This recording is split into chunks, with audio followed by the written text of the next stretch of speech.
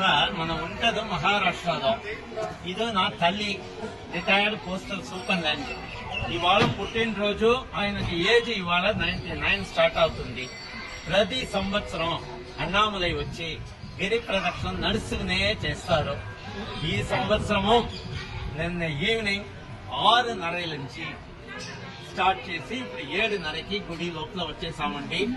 14 కిలోమీటర్కి total 13 hours తీసుకున్నారు.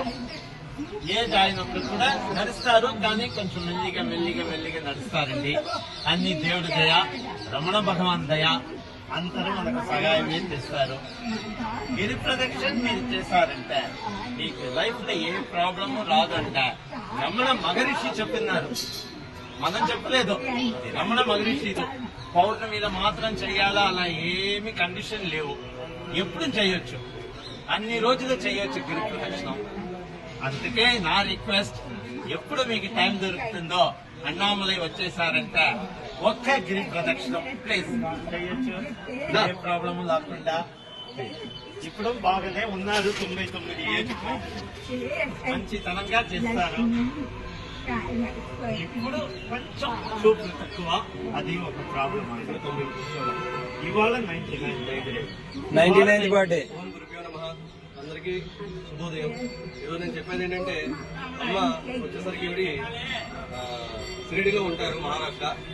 ఆవిడ ప్రతి సంవత్సరం పుట్టినరోజు నాడు గిరి ప్రదక్షిణ చేయడం అలవాటంట. ఇప్పుడు అమ్మ 99వ సంవత్సరాన్ని అడుగుపెట్టారు. ఈ 99వ సంవత్సరం కూడా గిరి ప్రదక్షిణ నిన్న సాయంత్రం 6:30 స్టార్ట్ చేసి ఈరోజు 7:30 వరకు పూర్తి చేసుకుని వచ్చారు. కానీ ఇలాంటి అమ్మ గిరి ప్రదక్షిణ చేస్తున్నప్పుడు అలాంటి వాళ్ళు ఎందుకు చేయలేకపోతున్నాం అనేది మీరు ఒకసారి తెలుసుకోవాల్సిన విషయం.